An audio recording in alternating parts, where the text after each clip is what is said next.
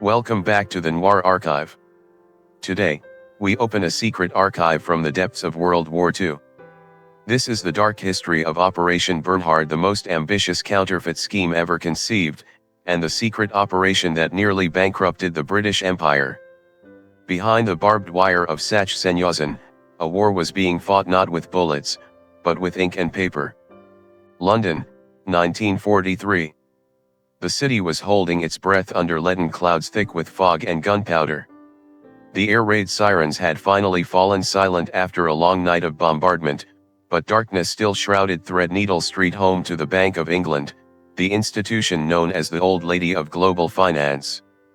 Inside the silent corridors, beneath the dim yellow light casting from green-shaded lamps, a veteran teller stood frozen.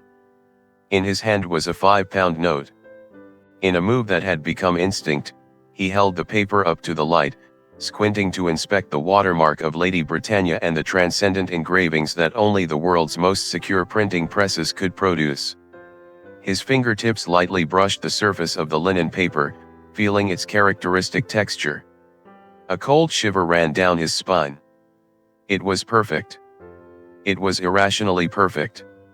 Every tiny detail, from the sharpness of the chief cashier's signature to the serial numbers, was without a single blemish. In the world of counterfeiters, perfection is the sign of the devil. The man understood that he wasn't just holding a piece of paper. He was holding a death sentence for the British economy. We often think of war through images of roaring tanks, rainfalls of bombs leveling cities, or trenches filled with mud. But there is a fear greater than bombs and bullets: the collapse of trust. When a currency becomes worthless, when faith in the economic lifeblood is shaken, a nation will crumble from within without a single shot being fired. Nazi Germany realized this.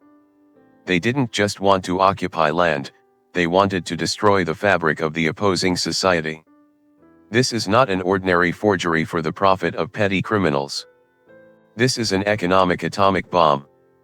An economic blitzkrieg aimed straight at the heart of the empire. Welcome back to the Noir Archive. Today, we open a secret file buried under the dust of time from World War II. This is the story of Operation Bernhard, the invisible weapon crafted in the deep shadows of the Sachsenhausen concentration camp, where imprisoned geniuses were forced to become destroyers of the world using only ink and paper. Hold your breath, because the truth behind these bills is darker than any nightmare you have ever known. Berlin, the closing days of 1939. While the world was still reeling from the fall of Poland, a different kind of weapon was being silently molded at the heart of the Third Reich's power. Not explosives, not poison gas, but printing ink and greed. Reinhard Heydrich, the butcher with the pale face and eyes as cold as ice, sat in his smoke-filled office at the Reich Security main office. On his desk was not an operational map, but a British pound note. He understood that to bring an empire like Britain to its knees, bombs from the Luftwaffe were not enough. Britain lived on trade, and the heart of trade was the pound. If that bloodline could be poisoned with forgeries, the entire body of the British Empire would rot from within. However, great ideas always begin with humiliating failures.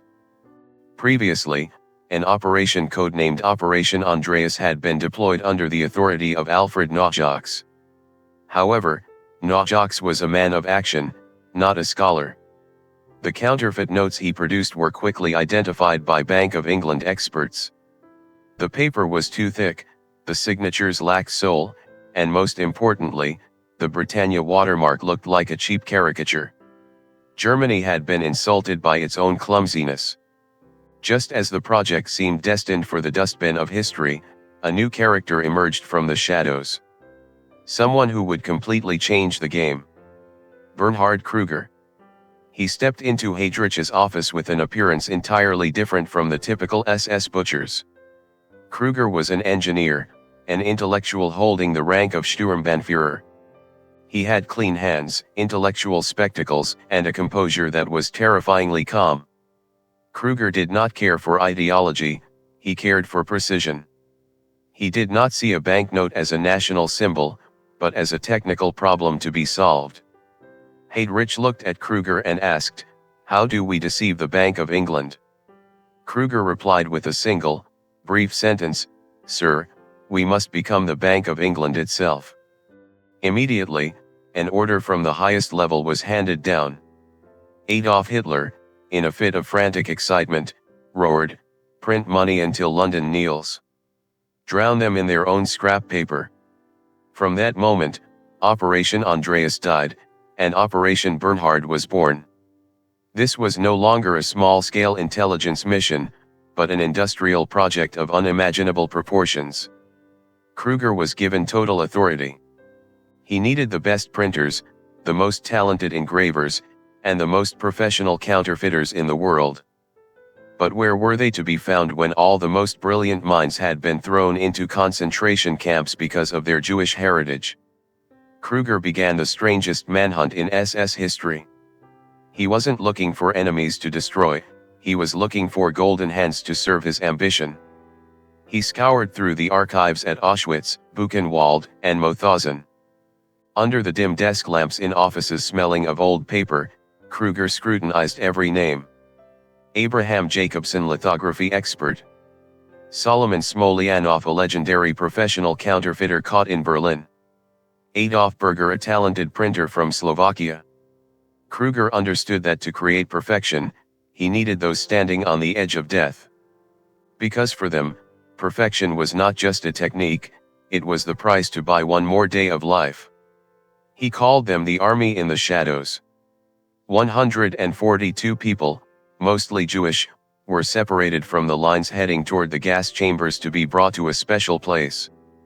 They were treated as honorary prisoners, well-fed, kept warm, and even allowed to listen to music. But they all knew they were standing in a golden cage placed right in the heart of hell. Every evening, Krüger stood by his office window, looking toward the printing workshops glowing with fire. He sipped red wine, his eyes reflecting the coldness of a man holding the fate of an empire in his hands. He didn't need guns or bullets. He only needed these people to work, and soon enough, the world would begin to collapse under the weight of the papers named Bernhard. The economic war had truly begun. And its architect, Bernhard Krüger, had just begun the first strokes on the blueprint of global chaos. 35 kilometers north of Berlin sat a place where even the air tasted of ash, the Sachsenhausen concentration camp. This was not a mass extermination camp like Auschwitz, but it was a laboratory of death, where the iron discipline of the SS was absolute.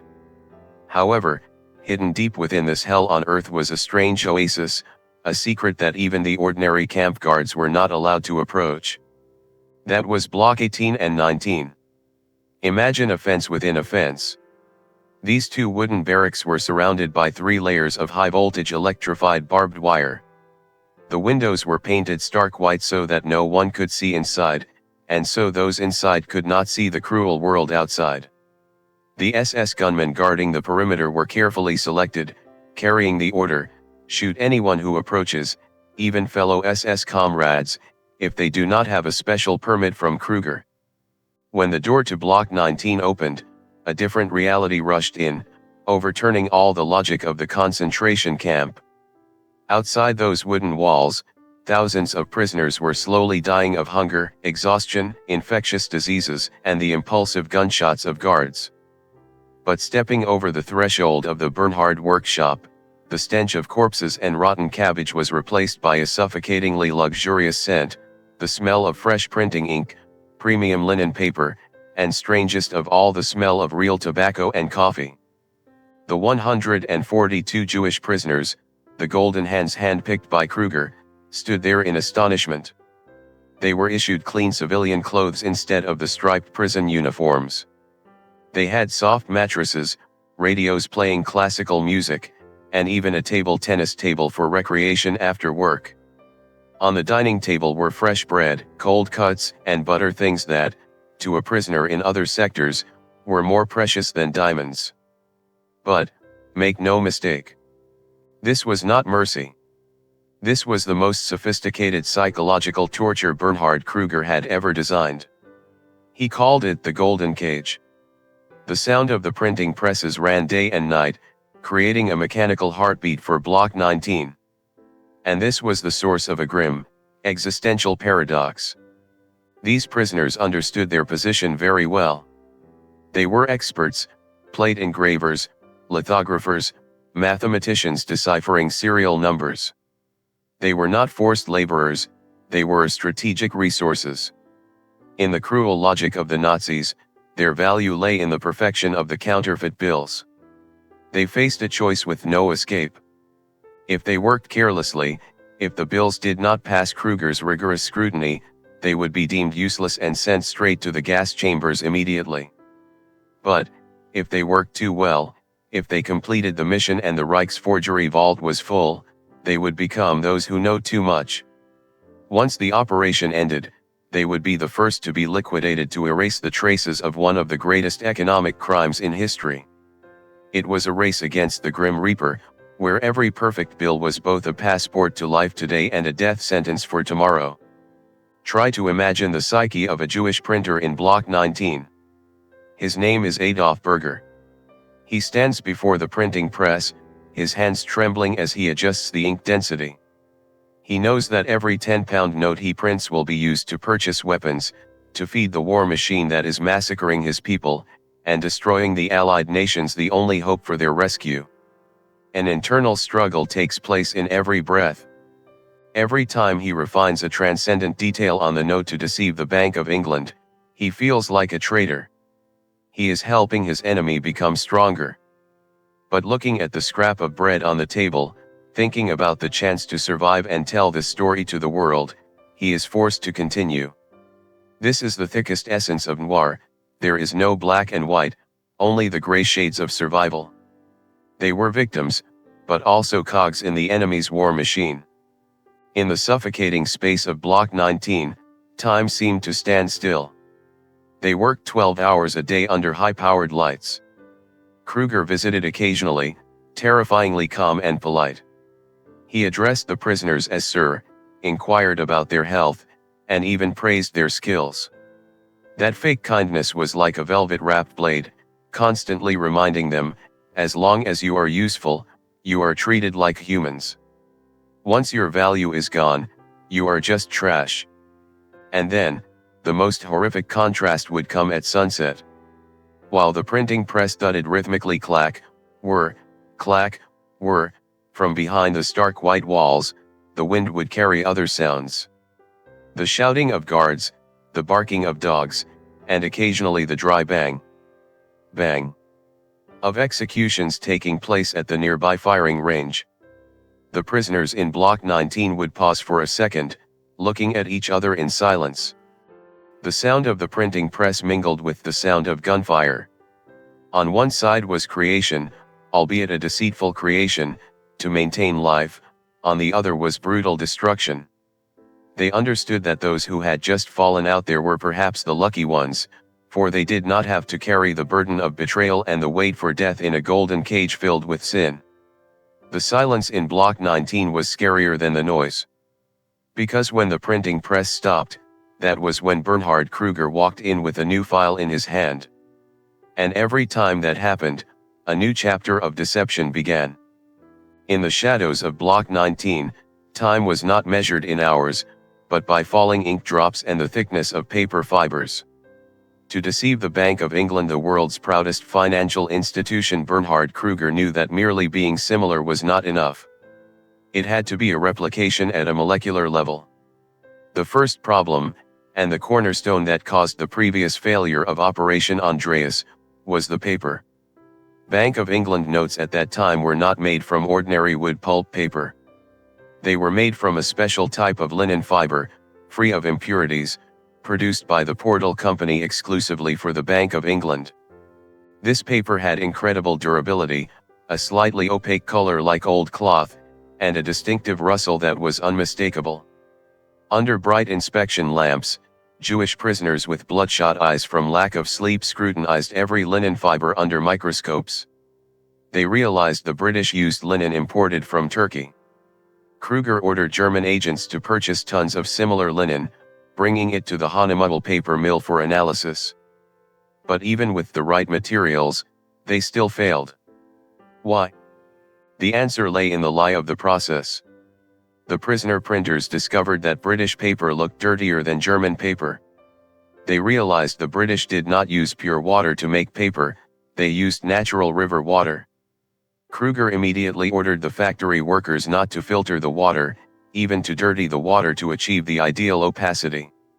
And finally, the Britannia watermark, the sole of the banknote, emerged perfectly under the sunlight. But the paper was only the body. The soul of the banknote lay in the signatures and serial numbers. Each British pound note was a promise from the chief cashier of the Bank of England: I promise to pay the bearer on demand the sum of. That signature had to have the curves of liquid ink, without the jagged edges of a lithographic press. The engravers in Block 19 had to use the strongest magnifying glasses, holding engraving needles smaller than a strand of hair to simulate every millimeter of the British treasurer's hand movements. Even more terrifying was the serial number system. The Bank of England had an extremely complex mathematical algorithm to verify the authenticity of serial numbers based on the date of issue and denomination. If a banknote had a serial number that broke the pattern, it would be detected immediately upon entering a counting machine. Krüger mobilized the most brilliant mathematical minds among the prisoners. They sat there, amidst stacks of documents piled higher than their heads, deciphering numerical sequences as if they were cracking the Enigma code. They were not allowed a single mistake. With just one slight deviation, the entire army of 142 men would face the muzzles of the SS. Once the production of British pounds was on track, Krüger conceived an even crazier ambition: the US dollar, USD. The USD was many times more difficult to counterfeit because it used intaglio printing techniques and special green ink. But in Krüger's hands at this moment was a trump card: Salomon Smolianoff. Smolianoff was a legend in the international criminal world, a professional master counterfeiter, once among Europe's most wanted by Interpol. To Smolianoff, counterfeiting money was not just survival, it was art. However, a silent war broke out inside Block 19. Smolianoff and the other prisoners understood, if they could counterfeit the US dollar, Nazi Germany would have endless resources to prolong the war, and at that point, the Allies, their only hope for liberation, would collapse. Smolianoff began the most dangerous game of his life: deliberate delay. He intentionally created small errors in the ink mixture, complained about the purity of the zinc plates, and dragged out the experimentation time for months. Every day that passed was a day the Allies moved closer to Berlin. Krüger was suspicious. He stood behind Smolianoff, his breath reeking of cigarettes, but he had no evidence. Smolianoff stood there, with ink stains on his thin fingers, his eyes calm but his brain calculating every move against the Grim Reaper. Finally, the resulting products were classified by Krüger with a terrifying coldness. Alpha type, the most perfect. These notes were sent to German agents in Switzerland and neutral countries to purchase weapons, raw materials, and to bribe high-ranking officials. They passed all inspections by international banks. Beta type contained microscopic flaws that only experts could see. They were used to pay spies and for intelligence operations abroad. Gamma type, the poorest quality. They were prepared to be dropped from planes over British territory to cause horrific inflation, turning the pound into scrap paper in the hands of the citizens. The final figure of this operation was a shock: 134 million counterfeit British pounds were produced. Imagine, this figure was many times larger than the entire foreign exchange reserves of the Bank of England at that time. If all this money flooded the market, the British economy would collapse overnight. A true economic blitzkrieg was ready to strangle London from within. Sound, the sound of the printing press running extremely fast, creating a deafening roar, then suddenly cutting out, leaving only the ticking of a clock. But history always has unexpected turns. As the mountain-high stacks of Bernhard notes were ready for shipment, the roar of Red Army artillery began to shake the sky east of Berlin. The counterfeiters now faced a new problem: how to liquidate 134 million pounds and 142 living witnesses before the truth was exposed. The darkness of Block 19 was slowly closing in, but the shadow of these counterfeit bills would haunt the world for much longer. March 1945. The Third Reich, the giant shadow that once loomed over Europe, was now shrinking in its final death throes. Berlin was no longer the capital of a power, it was a fiery slaughterhouse. From the east, the Soviet Red Army advanced like an unstoppable flood, roaring for a blood debt. At Block 19 of the Sachsenhausen camp, the printing presses were still running, but their rhythm had changed. It was no longer the powerful thud of an offensive weapon, but the panicked clatter of those trying to erase their tracks. An urgent telegram from the Reich Security Main Office, RSHA, was placed on Bernhard Krüger's desk. The secret order was brief and brutal: destroy all evidence. Leave no surviving witnesses. This was the execution order for the 142 Jewish prisoners. The golden hands that had created millions of pounds were now walking corpses carrying state secrets. But at this very moment, the noir nature of Bernhard Krüger revealed itself most clearly. Krüger was not a martyr for Nazi ideology. He was a pragmatist, an old fox who knew the empire had collapsed and that he needed an insurance policy to negotiate with the Allies when Judgment Day arrived. He delayed the execution order. Instead of sending the prisoners to the gas chambers, Krüger ordered the dismantling of all printing presses, created millions of counterfeit pounds and the printing plates, and herded everyone onto trucks heading south. The journey toward the Alpine fortress, Alpenfestung, in Austria was a trip into a dreamlike state. Heavy trucks carrying the largest counterfeit treasure in history crawled through steep mountain passes under a rain of Allied bombs. In the darkness of the truck beds, 142 prisoners sat in silence, their eyes reflecting ultimate fear. They knew they were heading toward a mass grave somewhere amidst the snow-capped peaks. The final destination was a remote mountainous area with a melancholic and deadly beauty, Lake Toplitz. Lake Toplitz, over 100 meters deep, is shrouded year-round in fog and sheer cliffs. Locals call it Hitler's grave. Here, under Krüger's cold supervision, the trucks backed up to the water's edge. Heavy steel chests, filled with alpha-type British pound notes, exquisite copper printing plates, and secret files, were thrown into the freezing depths of the lake.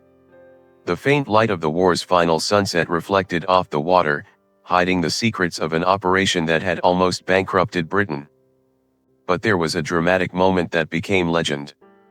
One of the poorly preserved wooden crates burst open upon impact with the water or submerged rocks. Thousands, tens of thousands of 5-pound, 10-pound, and 50-pound notes suddenly escaped from their wooden tomb. They did not sink immediately. They floated, white across a corner of Lake Toplitz like giant broken-winged moths. In the misty fog, the sight looked surreal. A massive fortune sufficient to buy a whole nation was now just masterless scraps of paper, bobbing on the pitch-black water, waiting to be dissolved by oblivion. Krüger stood on the shore, watching that scrap paper with an expressionless face, before ordering the convoy to continue toward the Ebensee camp, the final stop for the prisoners. At Ebensee, death was brushing against their necks. The SS guards there had already prepared machine guns to wipe out Krüger's counterfeiting army the moment they stepped into the camp. But once again, the chaos of the war's final days became a miracle. The prisoners used their own ingenuity and spirit of solidarity to delay the execution. They understood that American troops were only a few miles away. And then, the sound of Allied Sherman tank tracks rang out at the camp gates. The SS soldiers began stripping off their uniforms, throwing away their guns and fleeing into the deep forest like rats. On May 6, 1945, the prisoners of Operation Bernhard were free. They walked out of hell, thin and gaunt, but carrying a secret the world had never heard. They had survived Krüger's golden cage and had witnessed firsthand Hitler's treasure sinking deep into the bottom of Lake Toplitz. Bernhard Krüger also vanished into the mists of the Alps, beginning another escape in the post-war world. The war had ended, but the counterfeit money still lay there, silent under the pressure of hundreds of meters of water, as a reminder of a dark plot that had almost changed the course of modern history. Just as the smoke of gunfire on the battlefield cleared, another war quietly broke out inside the vaults of the Bank of England. Financial experts in London were truly shocked when faced with the offspring of Operation Bernhard. The counterfeit notes were so perfect that they had penetrated deep into the international monetary system, mixed into the reserves of neutral nations, and even in the pockets of Allied soldiers themselves. Britain stood before an abyss of inflation. Trust in the pound, the symbol of the empire's strength, was shaken to its core. To save the economy, the Bank of England had to take a painful step: recall all large denominations in circulation and completely redesign a new currency system with extremely complex security features. The ghost of Sachsenhausen had forced an empire to change the very shape of its lifeblood. As for Bernhard Krüger, the architect of this chaos performed one last spectacular escape. He was captured by the British and interrogated for 2 years. But instead of facing the gallows like his other SS comrades, Krüger was released. There were rumors that he traded secrets about the printing plates or the list of spies to buy his life.